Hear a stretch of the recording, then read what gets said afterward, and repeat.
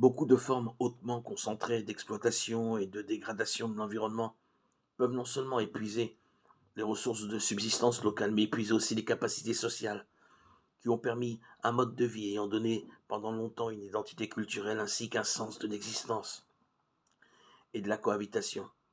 La disparition d'une culture peut être aussi grave ou plus grave que la disparition d'une espèce animale ou végétale. L'imposition d'un style de vie hégémonique lié à un mode de production peut être autant nuisible que l'altération des écosystèmes. Dans ce sens, il est indispensable d'accorder une attention spéciale aux communautés aborigènes et à leurs traditions culturelles.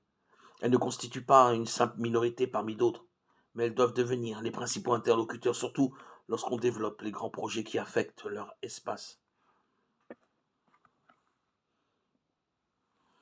La terre n'est pas pour ces communautés un bien économique, mais un don de Dieu et des ancêtres qui y reposent, un espace sacré avec lequel elles ont besoin d'interagir pour soutenir leur identité et leurs valeurs. Quand elles restent sur leur territoire, ce sont précisément elles qui les préservent le mieux.